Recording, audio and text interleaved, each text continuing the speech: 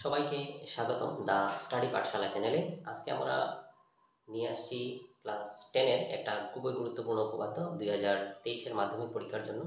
উপপাদ্য নম্বর 10.2 বৃত্ত থেকে আজকে আমরা করবো। আজকে আমরা যে উপপাদ্য নিয়ে আলোচনা করব সেটা হচ্ছে 10.2 উপপাদ্য।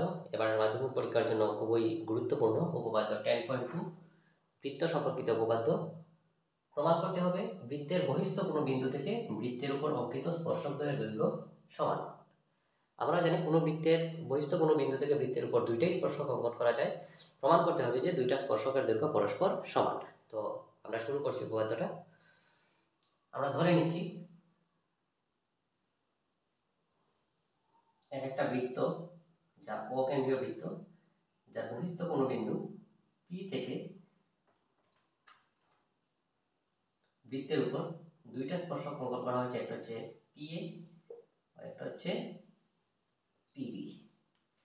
বৃত্তের বহিস্থ বিন্দু পি থেকে বৃত্তের উপর দুইটা স্পর্শক আঁকা হয়েছে, একটা পিএ এবং একটা পিবি। তো প্রমাণ করতে হবে যে এই পিএ আর পিবির দৈর্ঘ্য পরস্পর সমান। তো আমরা এটা লিখছি, ধরি অকেন্দ্রীয় বৃত্তের বহিস্থ বিন্দু পি থেকে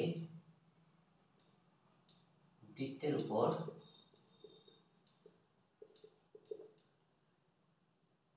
অঙ্কিত দুটি স্পর্শক PA O PB.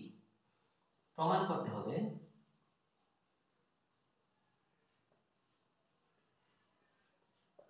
PA equal to PB, অর্থাৎ আমাদের প্রমাণ করতে হবে যে পিএ আর পিবির দৈর্ঘ্য পরস্পর সমান। তো এবার আমরা অঙ্কন করব।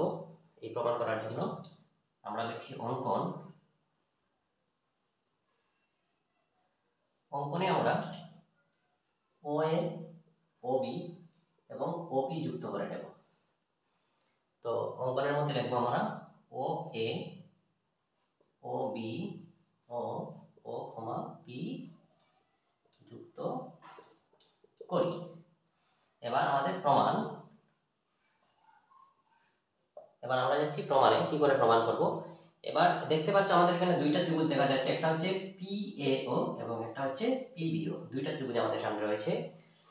তো আমরা এর আগের উপপাদ্যে শিখেছি যে স্পর্শক এবং স্পর্শবিন্দুগামী ব্যাসার্ধ পরস্পর কি হয়? লম্ব হয়। অর্থাৎ এই যে পিএ স্পর্শক এবং ওএ হচ্ছে স্পর্শবিন্দুগামী ব্যাসার্ধ পরস্পর লম্ব। আবার পিবি স্পর্শক এবং ওবি স্পর্শবিন্দুগামী ব্যাসার্ধ পরস্পর লম্ব। আমাদের এখানে দুইটা স্পর্শক এবং দুইটা স্পর্শবিন্দুগামী ব্যাসার্ধ রয়েছে। আমরা জানি যে স্পর্শক আর স্পর্শবিন্দুগামী ব্যাসার্ধ পরস্পর লম্ব। এটা আমরা 10.1 উপপাদ্যে শিখেছি। তো আমরা প্রথম লিখছি এখানে পিএ ও পিবি স্পর্শক এবং ওএ ও ওবি স্পর্শ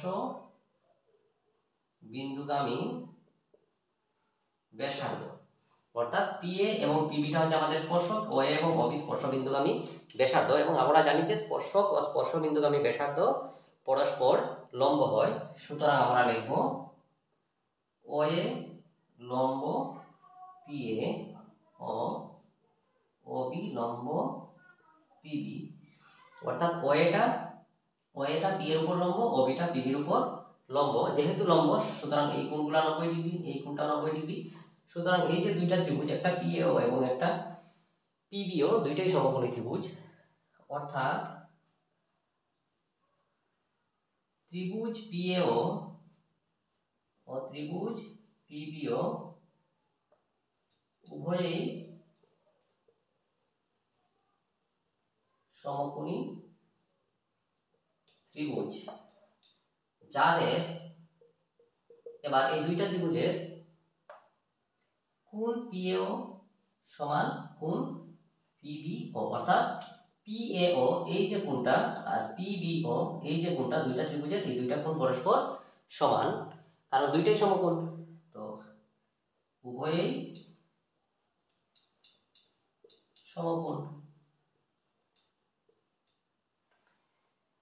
আবার আমরা জানি অতিভুজ, এই সমকোণী ত্রিভুজের অতিভুজ হচ্ছে OP, আবার এই সমকোণীর অতিভুজ হচ্ছে OP, মানে দুইটা সমকোণী ত্রিভুজেরই একটা অতিভুজ এবং সেটা হচ্ছে OP। এবং আমরা লিখব অতিভুজ OP সাধারণ, সাধারণ অর্থাৎ দুইটার মধ্যেই একটাই অতিভুজ, সেটা হচ্ছে OP, এবং আমরা জানি যে OA আর OB এর দৈর্ঘ্য পরস্পর সমান। OA = OB। কেন সমান? কারণ দুইটাই একই বৃত্তের ব্যাসার্ধ এবং একই বৃত্তের যতগুলি ব্যাসার্ধ অঙ্কন করা যায় সবগুলি ব্যাসার্ধের দৈর্ঘ্যই সমান হয়। তো এটাতে লিখব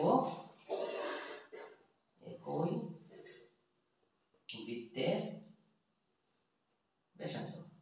এবার ত্রিভুজ PAO এবং ত্রিভুজ PBO দুইটা ত্রিভুজের মধ্যে এই সমকোণ দুইটা সমান, অতিভুজ সাধারণ অর্থাৎ সমান, এবং OA বাহু এবং OB বাহু পরস্পর সমান।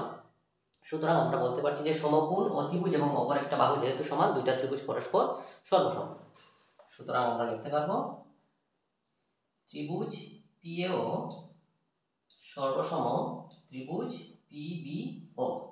এবার কোন সূত্র দেওয়া হয়েছে? আমরা জানি সর্বসমতার 5টি সূত্র আছে, এর মধ্যে এই সূত্রটা হচ্ছে RHS, অর্থাৎ রাইট অ্যাঙ্গেল, হাইপোটেনাস এবং সাইড।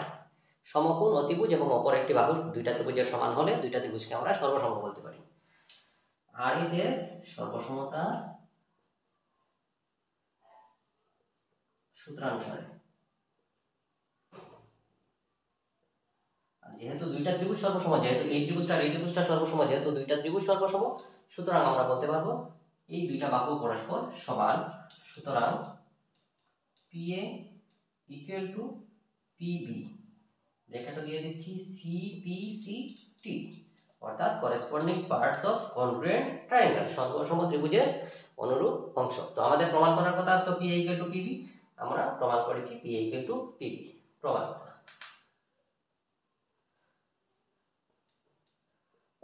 ধন্যবাদ।